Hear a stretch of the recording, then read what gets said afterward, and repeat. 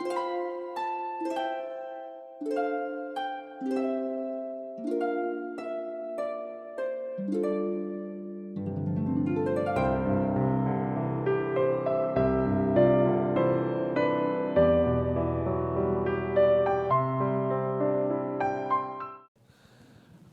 Merci donc pour les frères Gédéon qui sont venus. Merci Francisco pour la présidence. Et c'est vrai que, comme nos frères Gédéon l'ont dit, ne nous lassons pas de faire le bien. On ne sait pas quand est-ce que le Seigneur vient nous chercher, mais ne nous lassons pas de faire le bien et continuons toujours à proclamer la parole de Dieu. Nous sommes dans une prédication textuelle suivie. Alors pourquoi une prédication textuelle suivie, me direz-vous ? Pour ne pas donner une nourriture fade et sans cesse remaniée chaque année en essayant de vouloir plaire à un plus grand nombre qui veulent entendre des choses agréables dans leurs oreilles, mais qui n'édifient pas le croyant pour autant.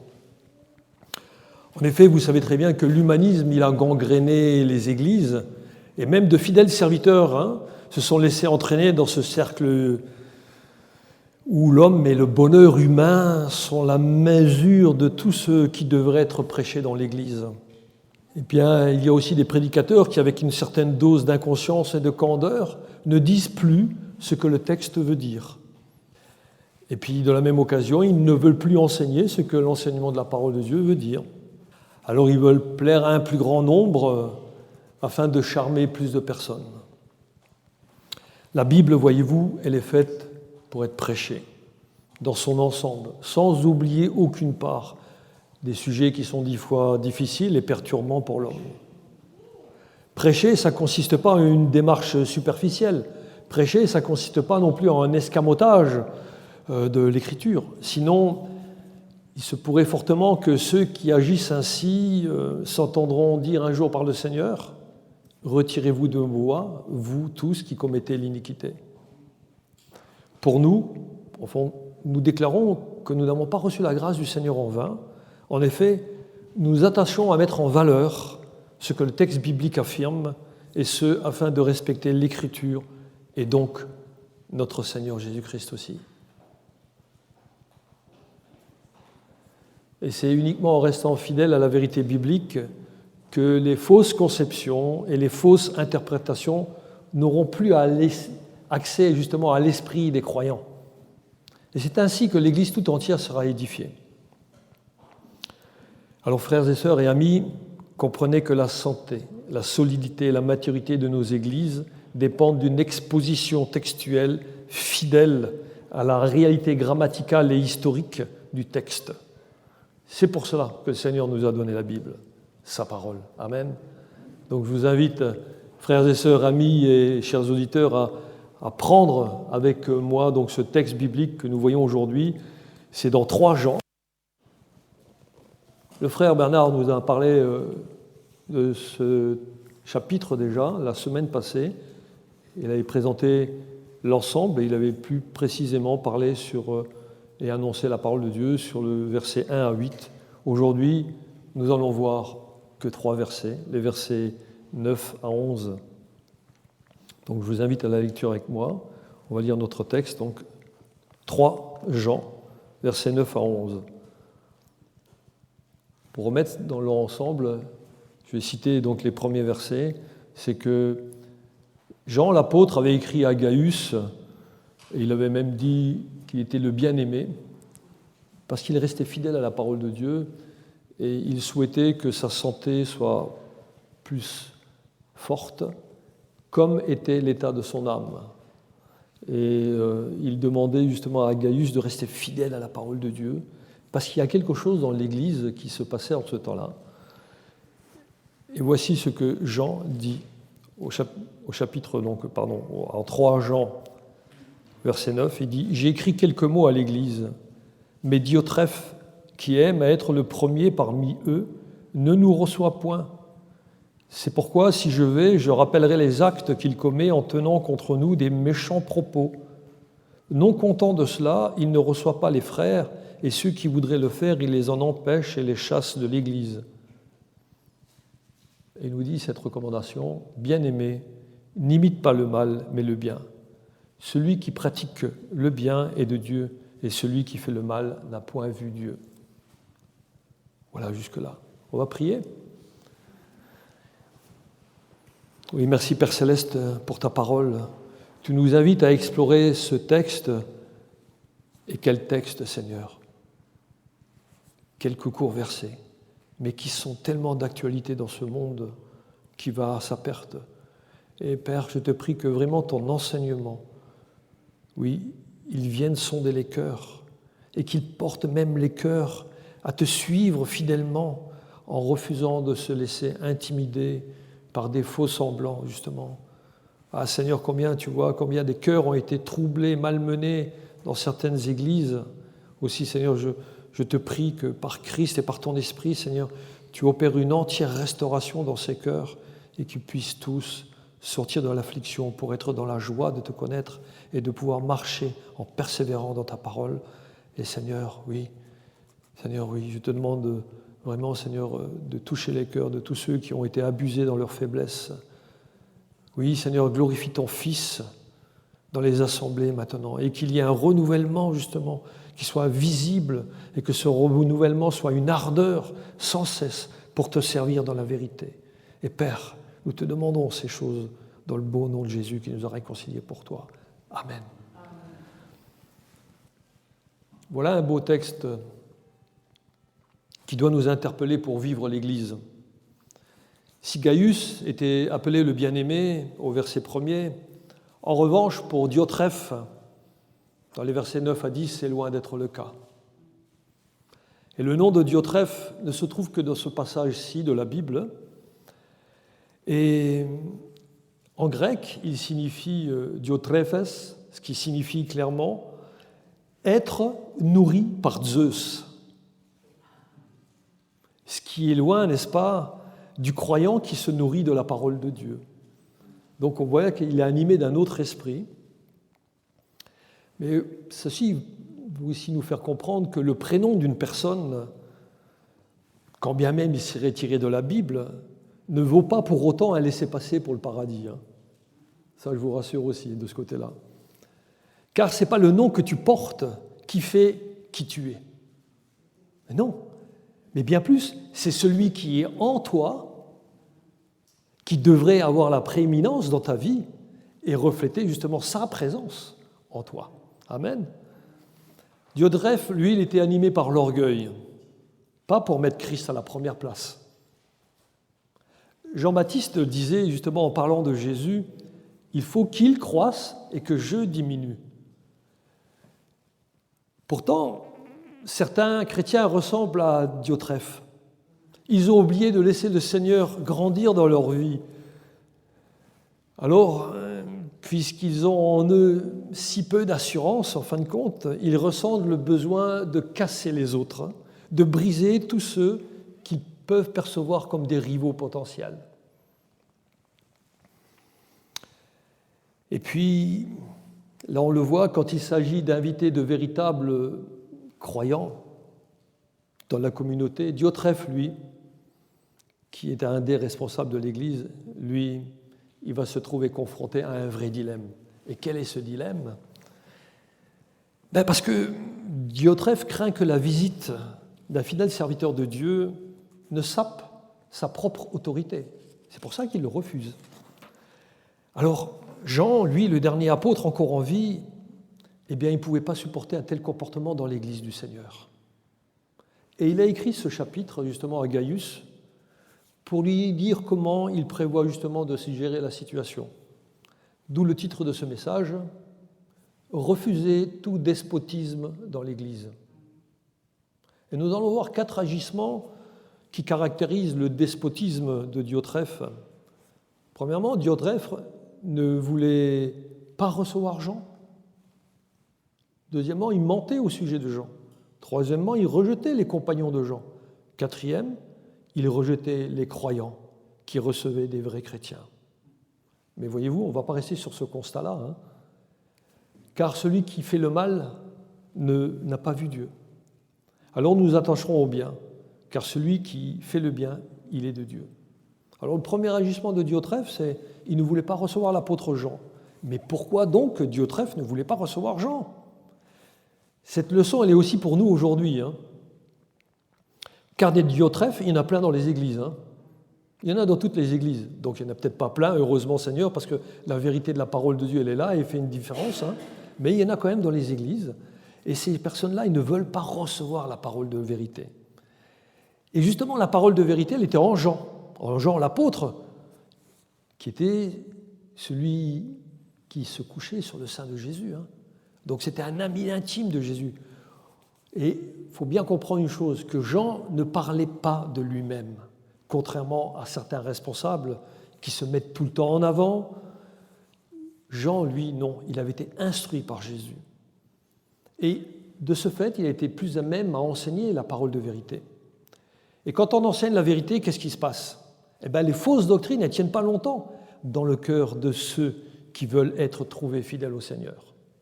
Eh oui, Jean, quand il viendrait dans l'église de Diotrephe, il montrera que la façon de faire de ce dernier, eh bien, ne correspondait pas du tout à l'enseignement de Jésus-Christ. Une première application pour nous. Il est important dans l'Église d'avoir des bases solides, fondées sur le roc qui est Christ. En effet, quand les personnes n'ont pas de référence pour établir une ligne de conduite, la plupart peuvent penser que la manière de fonctionner de leur communauté, elle est la bonne. Mais ils ne se réfèrent pas à la parole de Dieu pour connaître ce que c'est que l'Église. Les Diotrephes, eux, ils ne veulent pas entrer en contact avec de vrais chrétiens, car ils veulent garder la main mise sur leur petite assemblée locale, sur leur petit monde, et ils considèrent que c'est à eux de diriger leur petite assemblée comme eux, ils ont envie, selon leurs propres aspirations. Et malheureusement, on retrouve ce phénomène avec de plus ou moins d'ampleur dans beaucoup d'églises où l'esprit de Diotrephe contamine justement les membres. En fait, ils agissent en dénigrant les autres, les nouveaux venus. Pourquoi ? Parce qu'ils les perçoivent comme un danger, ils ne sont pas comme nous. Alors ils veulent imposer leur manière de voir et de faire. Ils veulent toujours être les premiers, ils s'avancent toujours pour pouvoir avoir des choses à dire, parce que justement, ils ont un sentiment exagéré de leur propre importance. Mais dans le cœur d'une telle personne, c'est l'ambition personnelle qui règne, et pas un amour pour les âmes perdues, ni pour le troupeau de Dieu. Ces personnes oublient qu'en fait, un serviteur de Dieu est avant tout quelqu'un qui est au service de l'Église de Christ, pas de notre petit clan qu'on peut appeler notre Église. C'est pas ça. Diotrephe, lui, en tout cas, il avait une peur bleue, hein. Il avait une frousse, que Jean vienne et lui rappelle les paroles de Jésus qui sont en Matthieu 20, au verset 25 et 27, où Jésus, il appelle ses disciples et il dit « Vous savez que les chefs des nations les tyrannisent et que les grands les asservissent. Il n'en sera pas de même parmi vous. Mais quiconque veut être grand parmi vous, qu'il soit votre serviteur. Et quiconque veut être le premier parmi vous, qu'il soit votre esclave. » Voilà là la référence d'un serviteur. Amen. Alors, mes amis, si vous deviez définir un serviteur dans le sens biblique, comment le présenteriez-vous ? Prenez la référence biblique. Hein. Paul, lui, se présentait comme un serviteur. Hein. Et dans toutes ses lettres qu'il faisait, il disait qu'il était serviteur. Mais ça veut dire quoi, être un serviteur ? Ça veut dire que c'est quelqu'un qui est dévoué à un autre que soi, sans se soucier de mes propres intérêts. Je me soucie des intérêts de ce quelqu'un d'autre. Et qui c'est ce quelqu'un d'autre ? Vous l'aurez saisi, c'est Jésus-Christ. C'est lui, ce quelqu'un d'autre. C'est lui qu'on doit servir. Oui ? C'est Jésus-Christ auquel on doit être dévoué. Donc le service d'un chrétien est uniquement destiné à être utilisé par le Saint-Esprit pour l'avancement de la cause du Christ dans ce monde. Et oui, parce que durant toute notre vie ici-bas, nous devrions être comme des intendants qui géreront les biens à la place de quelqu'un d'autre pendant son absence. C'est ce que nous sommes, des intendants des biens de Dieu, jusqu'au jour où Jésus reviendra nous chercher. Et j'espère que chacun de vous, en ce jour-là, vous entendrez dire par le Seigneur, « bon et fidèle serviteur. Tu as été fidèle en peu de choses. Entrons dans la joie de ton maître. Amen. Oui, quel plaisir que de pouvoir dire cela. C'est une grâce, ouais, de pouvoir le dire à une personne qui a été fidèle jusqu'au bout de sa vie, a été fidèle au Seigneur, pour dire la vérité sur la parole de Dieu. Et puis, vous savez, faisons attention à nous-mêmes, parce qu'un jour, devant le trône de justice de notre Seigneur, nous découvrirons aussi combien de cœurs ont été brisés et combien d'églises ont été si peu fidèles. Tout cela parce que les membres ont toléré le mensonge et la mise en avant d'un responsable charnel. Oui. Lorsqu'on laisse un responsable charnel dans le milieu de l'Église, au lieu de mettre en évidence l'œuvre de la grâce de Dieu, eh bien, il y a un déséquilibre. Et en ces premiers temps, voyez-vous, c'était les apôtres qui faisaient autorité. C'était donc du devoir de Jean de reprendre Diotrephe sur sa façon d'agir. Une question.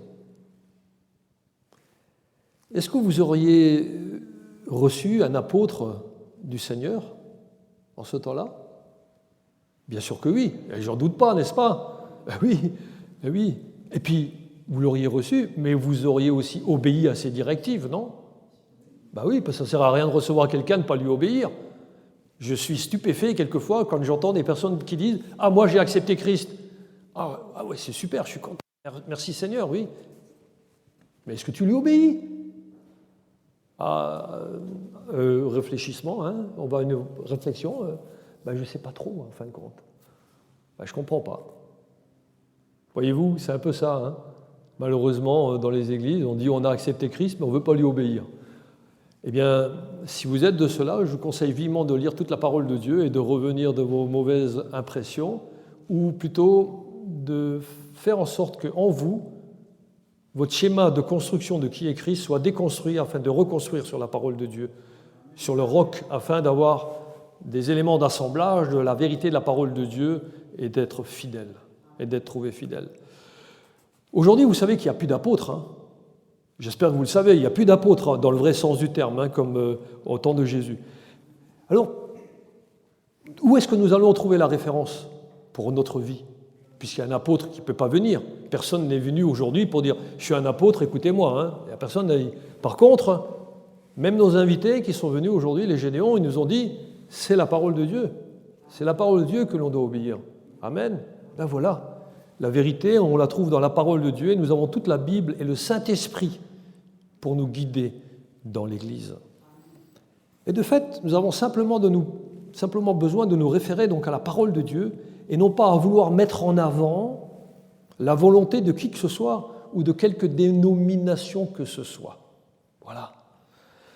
Alors c'est en se basant sur la Bible, qui est la parole de Dieu, que l'Église va croître dans la volonté de Dieu.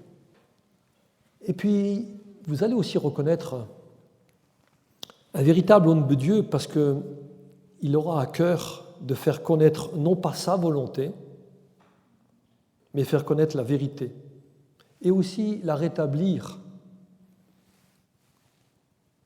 lorsqu'il y a des agissements qui ne sont pas fidèles. Il y a une réalité spirituelle. Un homme de Dieu veut toujours obéir à Dieu. Quand je dis un homme de Dieu, une femme de Dieu aussi. Hein. Vous, mesdames, vous n'êtes pas exclus, hein, loin de là non plus. Hein. Mais voilà, donc, on veut obéir à la parole de Dieu, même si c'est mal perçu, parce qu'il y a des personnes qui résistent à l'œuvre du Saint-Esprit dans leur vie. Mais il faut continuer. Il faut continuer. Alors, une question pertinente. D'après vous, qui était à l'œuvre dans l'église de Diotrephe? Dieu ou Satan? Satan était à l'œuvre dans cette église, mais ce n'était pas lui le maître. Hein. Il était à l'œuvre, mais ce n'est pas lui le maître, c'est Dieu le maître. Hein. Amen, ouais. Parce que lui, Diotrephe, en tant que responsable, il agissait sur la base de l'orgueil et de l'auto-glorification. Ça, c'est bien l'œuvre de Satan. Vous savez, quand il a été chassé du ciel. Parce qu'il s'est pris à la place de Dieu, lui. Il a montré qu'il voulait être plus grand que Dieu même. Ça, c'est l'orgueil qui précède la chute. Et justement, Satan agit de la même manière orgueilleuse et il a été précipité du ciel. Voilà ce qui attend les orgueilleux qui veulent mettre tout le temps leur personne en avant, en toutes circonstances, et qui refusent la discipline dans l'Église. Diotrephe justifiait certainement ses positions, sa conduite, en invoquant le fait qu'il voulait le bien pour son assemblée, cela va de soi. Et puis il utilisait la Bible, mais pour se mettre lui en avant. Il disait probablement avoir combattu pour la vérité, alors qu'en fin de compte, il combattait contre la vérité. C'est pourquoi que Diotrephe ne voulait pas recevoir l'apôtre Jean. On va voir maintenant le deuxième agissement pour lequel Jean voulait le reprendre. Diotrephe mentait au sujet de Jean. Le texte dit « en tenant contre nous des méchants propos ». Diotrephe, lui, tenait des discours trompeurs. Il a inventé même des choses pour tenter de disqualifier l'apôtre Jean. Oui, c'est incroyable, hein ? C'était pourtant que des mensonges, un pur non-sens.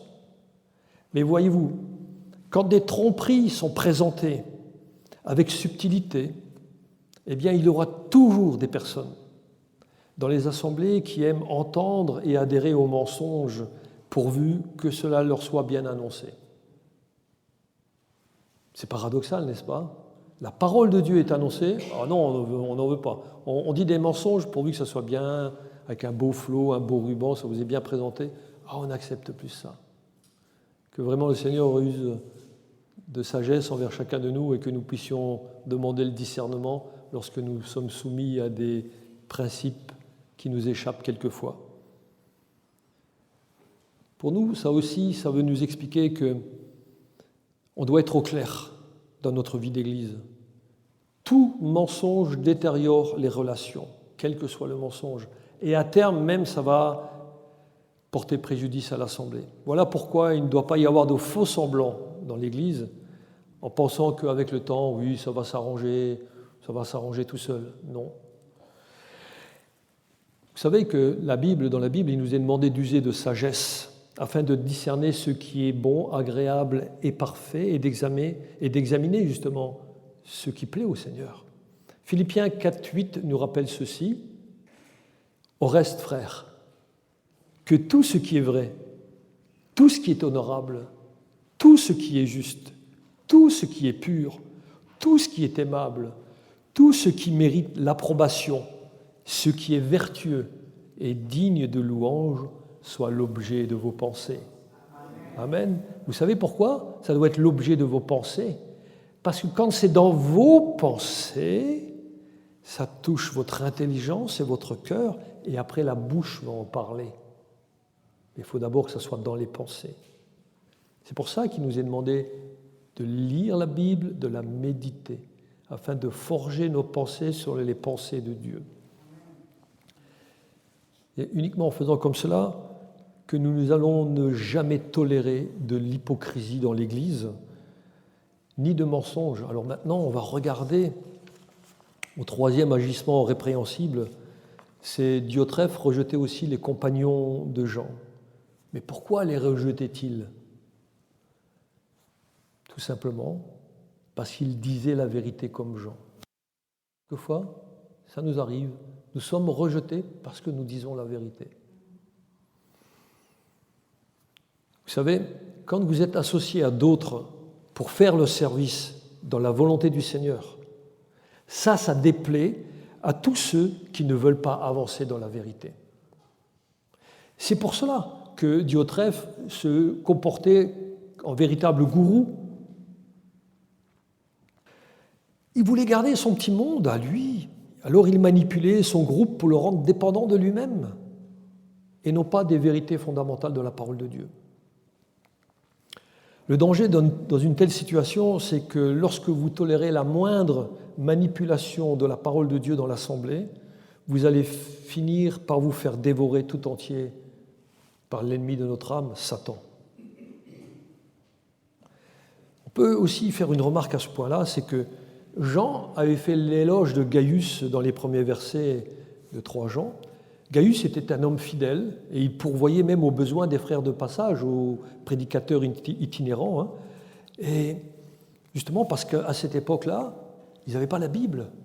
Alors les prédicateurs itinérants passaient d'une église à une autre avec des lettres aussi de recommandation dans la première église et ils s'approchaient des églises pour leur annoncer la parole.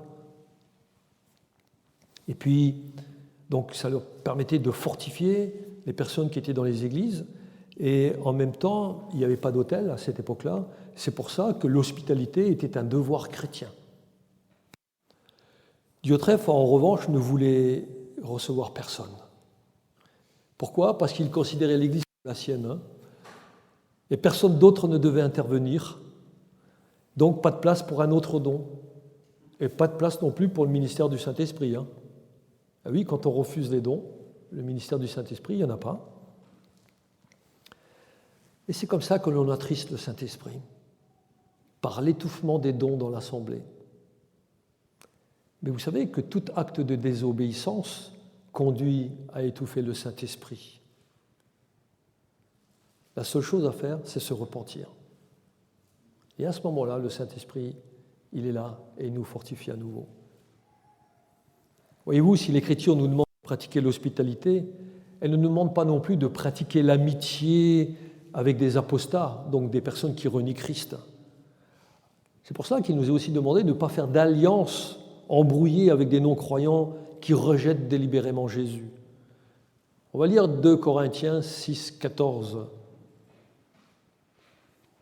C'est Paul qui annonce cela à l'église de Corinthe, et l'église de Corinthe, elle avait tellement de choses à se faire reprendre. Et il leur dit ceci: ne vous mettez pas avec les infidèles sous un joug étranger. Car quel rapport y a-t-il entre la justice et l'iniquité? Et qu'y a-t-il de commun entre la lumière et les ténèbres? La réponse est rien. Il n'y a rien de commun. Parce qu'il y a une séparation lorsqu'on est venu au Seigneur. Il y a une séparation qui a été faite par la parole de Dieu, qui est comme une épée à double tranchant qui sépare jointure et moelle, âme et esprit. Nous, en tant qu'Église, nous avons besoin de reconnaître que la grâce du Seigneur ne nous conduit pas à accepter tout de tout le monde, car nous devons justement éviter ceux qui ont des positions doctrinales qui sont contraires à la parole de Dieu. Pour autant, nous devons les considérer comme devant recevoir un enseignement clair concernant l'Écriture, afin de leur faire connaître qui est réellement Jésus et comment il agit dans la vie, et comment le Saint-Esprit aussi agit dans la vie. Alors si nous avons déjà vu les 3 agissements manipulateurs, regardons au 4e agissement, c'est Diotrephe, il excommuniait ceux qui n'étaient pas d'accord avec lui, on va lire le verset 10. Il ne reçoit pas les frères, et ceux qui voudraient le faire, il les en empêche et les chasse de l'Église. Non seulement il les empêche de recevoir, mais en plus il leur dit dehors. Voyez-vous, il n'y a pas d'amour fraternel dans ce comportement-là. Mais pourquoi chassait-il les croyants? Parce que le dictateur avait peur pour sa place. Alors il faisait tout pour virer de son Église ceux qui voudraient avoir des contacts avec la vérité. J'aimerais rajouter avec la vraie vérité. Donc avec les vrais chrétiens. C'est triste, n'est-ce pas? Mais ce texte nous aide à comprendre que nos églises, eh bien, elles ne sont pas là pour faire fuir les chrétiens, ni pour même refuser qui que ce soit, mais pour les diriger dans la parole de Dieu. Donc n'ayons pas peur. Et puis, pour ceux qui sont déjà dans l'Église, s'il faut le faire, eh bien, il faut peut-être appliquer l'autorité de la discipline dans l'Église pour que l'œuvre du Seigneur puisse croître. Rappelons-nous que si la discipline doit être exercée, elle est uniquement là pour purifier et glorifier Dieu. Donc purifier la personne et glorifier Dieu. Dans le Nouveau Testament, nous trouvons tout ce qu'il convient pour agir d'une manière à honorer Dieu dans l'Église, et ces instructions-là doivent être suivies. Rappelons-nous que le Seigneur, par l'intermédiaire de l'Église locale, c'est lui, Jésus, qui exerce son autorité spirituelle. Parce qu'il veut exercer son autorité spirituelle pour secourir et sauver l'enfant de Dieu qui s'est égaré. Ne l'oublions jamais, c'est pour ça qu'il y a la discipline dans l'Église. Alors regardons justement en Matthieu 18, 15, 17, un de ces textes qui nous parle de la discipline qui doit être exercée dans l'Église. Il nous dit ceci. « Si ton frère a péché, va et reprends-le entre toi et lui seul. S'il t'écoute, tu as gagné ton frère. Mais s'il ne t'écoute pas, prends avec toi 2 ou 3 personnes afin que toute l'affaire se règle sur la déclaration de 2 ou 3 témoins. Et s'il refuse de les écouter, dis-le à l'Église. Et s'il refuse aussi d'écouter l'Église, qu'il soit pour toi comme un païen et un publicain. » Ici, voyez-vous, Jésus nous demande d'être mature spirituellement et d'amener un frère qui a fauté à reconnaître son erreur et puis aussi à se repentir.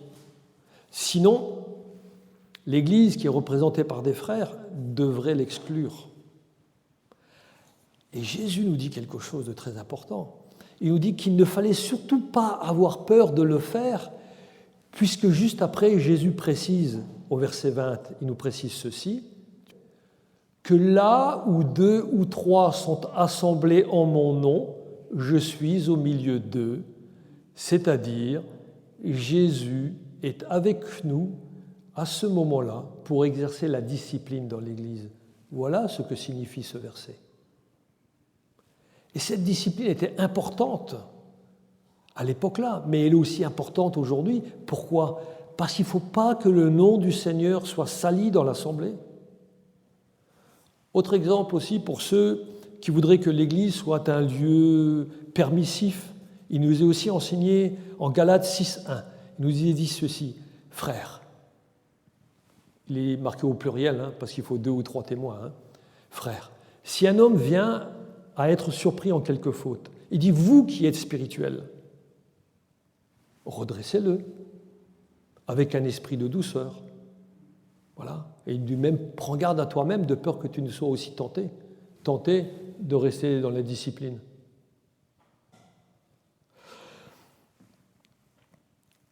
Voilà, il y a des personnes qui, se disant chrétiennes, pensent que dans l'Église, tout le monde il est beau, tout le monde il est gentil, et que s'il y a quelque chose qui ne va pas, c'est à Dieu de faire le ménage. Ça, c'est le langage des bébés spirituels. Ils voudraient que tout soit toléré dans l'Église sous prétexte que Dieu permet. Mais qu'est-ce qu'elle démontre une telle attitude en fin de compte ? Une méconnaissance, et même pire, un rejet de la parole de Dieu. C'est ça que ça signifie en fin de compte. Donc soyons vigilants. Alors nous trouvons notre instruction aussi en 1 Corinthiens 5, 13. Parce que la parole de Dieu, elle est là pour nous conduire, nous guider. Et nous dit ceci, pour ceux du dehors, Dieu les juge. Mais il dit, ôtez le méchant du milieu de vous. Voyez-vous, cette recommandation, elle est faite aux chrétiens. Pourquoi elle est faite ? Pour qu'ils ne se laissent pas intimider de pratiquer la justice de Dieu dans l'Église, et s'il le faut, en passant par la discipline. Voyez-vous, Diotrephe, lui, il appliquait à l'envers les textes bibliques. Il en est de même encore aujourd'hui où des responsables, imbus de leur propre personne, excluent des personnes, d'autres donc, alors que ceux-ci, c'est eux qui devraient être exclus de leur Église. Oui. Aujourd'hui, le peuple se meurt, le peuple de Dieu se meurt, faute de connaissance. Et malheureusement, beaucoup de chrétiens sincères, mais parce qu'ils sont immatures et peu instruits, préfèrent suivre des despotes.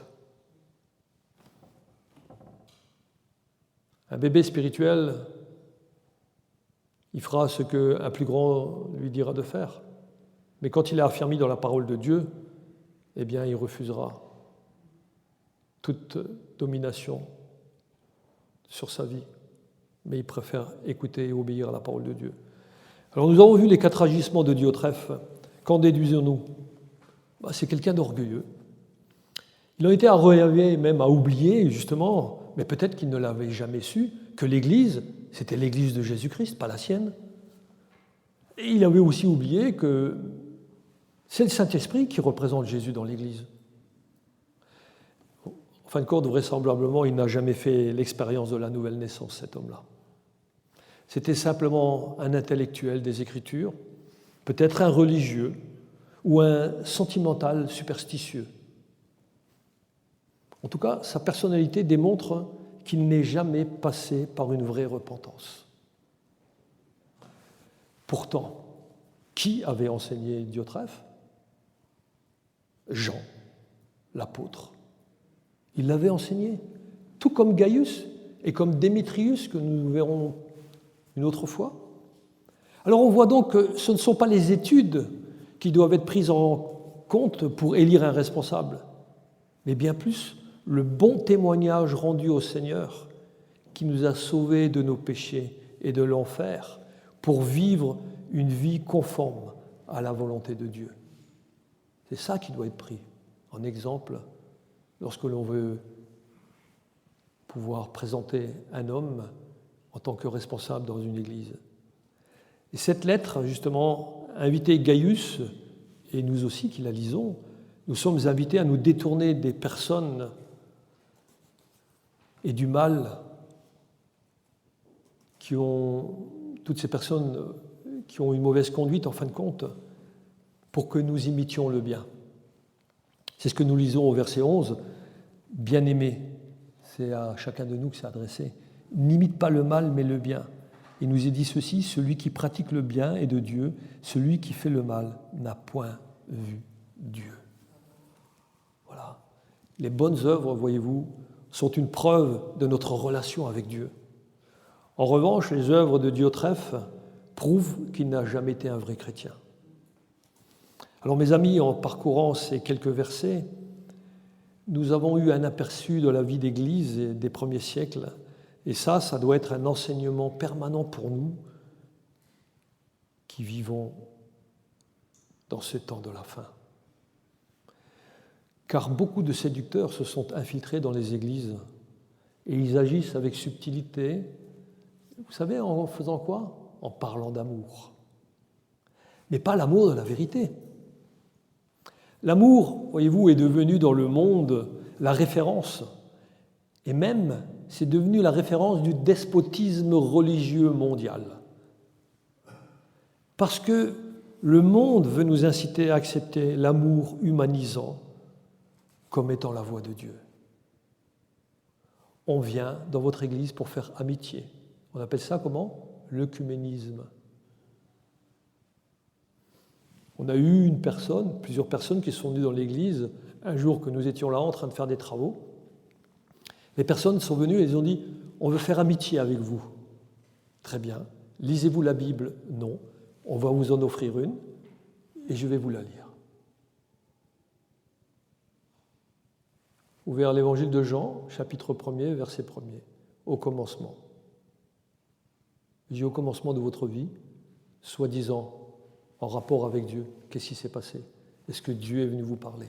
Est-ce que vous êtes reconnu pécheur ? Est-ce que vous vous êtes reconnu que vous étiez dans les ténèbres ? Est-ce que vous avez reconnu que vous avez besoin de la lumière de Christ dans votre vie pour échapper à l'enfer et à la damnation éternelle ? Ils m'ont regardé, ils se sont levés, ils sont partis. Que le Seigneur fasse grâce.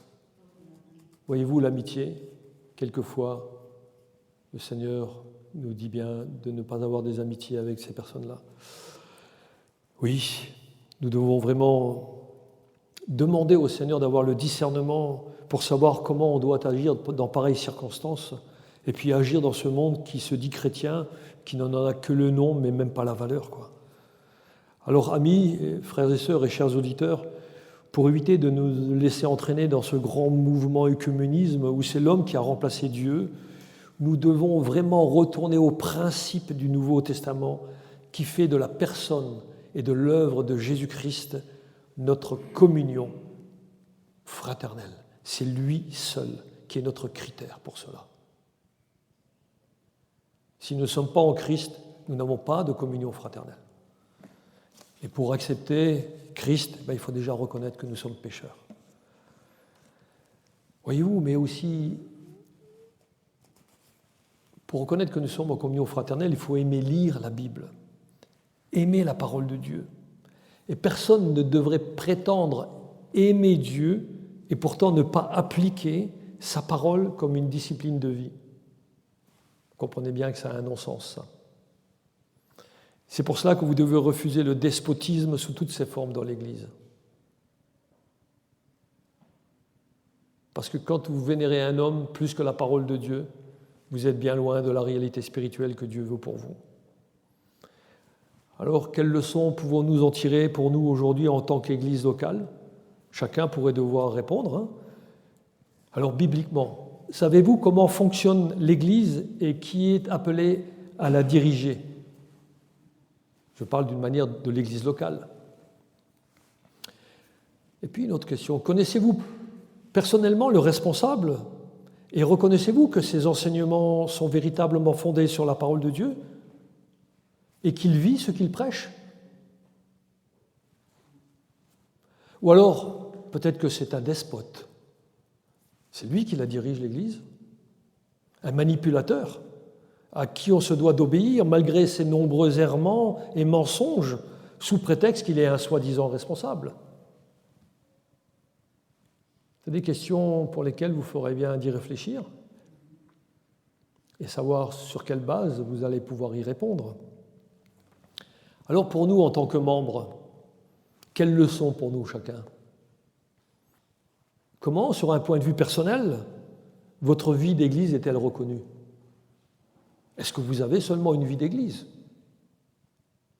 Plus clairement, quelle est votre participation, et cela même si vous n'êtes pas encore membre de l'Église ? Mais aussi, que devriez-vous changer dans votre vie pour que vous soyez davantage conforme à la vie et à la volonté de Christ ? Vous savez que toutes ces réponses, vous les trouverez en lisant la Bible. Et même plus, pour notre édification, on devrait chacun avoir un cahier dans lequel nous écrivons les vérités bibliques fondamentales, là, toutes celles qui sont enseignées. Et nous devrions aussi écrire à côté les questions qui nous taraudent après avoir fait une lecture, afin de pouvoir les présenter à un responsable spirituel pour trouver justement une réponse, mais une réponse qui soit à la gloire du Seigneur. Amen. Alors en conclusion, les chrétiens matures doivent veiller au bien de l'Église, au besoin en reprenant ceux qui travestissent la parole de Dieu. Et pour savoir si quelqu'un est appelé au service, regardez à sa vie d'Église et à son témoignage, pas seulement à son cursus d'études. Puis, placez-le en responsabilité et vous reconnaîtrez s'il est appelé à être un conducteur dans l'Église. Mais pour finir, chacun de nous sommes appelés à nous détourner du mal et à pratiquer le bien. Et cela aussi, en commençant par ça. Alors, les bonnes œuvres, voyez-vous, elles englobent l'enseignement conforme à la vérité et aussi une vie de témoignage. Les deux, ensemble. Ça sera une évidence de votre relation avec Dieu. Amen.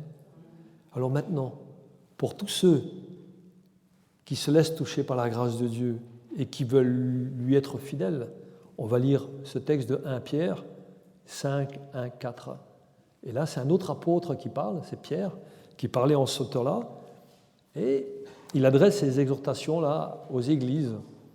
Et il dit, « Voici les exhortations que j'adresse aux anciens qui sont parmi vous, donc aux responsables d'église, moi ancien comme eux, témoins des souffrances de Christ et participants de la gloire qui doit être manifestée. » Il nous dit ceci, « Paissez le troupeau de Dieu qui est sous votre garde, non par contrainte, mais volontairement selon Dieu, non pour un gain sordide, mais avec dévouement, non comme dominant sur ceux qui vous sont échus en partage, mais en étant les modèles du troupeau. » Amen, oui. Et après, il nous dit ceci, qui doit nous rassurer, malgré les difficultés, les afflictions, les problèmes peut-être dans la vie d'église, etc. Il nous dit, et lorsque vous faites ceci, quand Jésus-Christ viendra, parce que c'est lui notre souverain pasteur, quand il paraîtra, vous obtiendrez la couronne incorruptible de la gloire. Amen. Oui, alors que ceci reste l'exemple pour faire le bien à la gloire de notre Seigneur Jésus. Amen. Et la leçon spirituelle du jour, c'est là où est la vérité qui est mise en avant, eh bien c'est là où le Seigneur, il est glorifié dans son Église. Amen. Je vous invite à la prière. Prions ensemble. Oui, merci notre Dieu, notre Père, pour ta parole. Je prie pour qu'elle soit acceptée et mise en pratique afin que tu sois honoré par tous ceux qui forment l'Église de ton Fils bien-aimé Jésus. L'Église qui s'est acquise à la croix du Calvaire. Ah Seigneur, que cela demeure cher à notre âme et que nous puissions saisir l'importance, Seigneur, de sacrifice de Christ pour chacun de nous. Que nous puissions vraiment, pour ceux qui ne l'ont pas encore fait, Père, plier les genoux devant toi et passer par la repentance. Seigneur, oui, parce que c'est merveilleux, parce que tu nous as acquis un si grand sauveur en Christ. Oui, Seigneur, et nous te demandons ton aide afin que chacun puisse prendre ses responsabilités au sein de l'Assemblée. Et Seigneur, nous demandons aussi ton aide par le Saint-Esprit à pouvoir rester fidèles à la vérité. Seigneur, aide-nous à toujours avoir référence à ta parole. Oui, Seigneur, que ta volonté soit faite et non pas la nôtre. Seigneur, donne-nous d'être conscients, de pouvoir être trouvés comme des serviteurs fidèles jusqu'au moment où tu viendras nous chercher, Seigneur. Merci, Seigneur, pour ta grâce dans nos vies. Merci, Seigneur, pour ta saine doctrine, de ce que tu dis encore à l'Église aujourd'hui et de comment nous devons vivre ensemble afin que toute la gloire te revienne, Père. Et j'ai prié dans le beau nom de Jésus qui nous a réconciliés pour toi. Amen. Amen. Donc soyez bénis.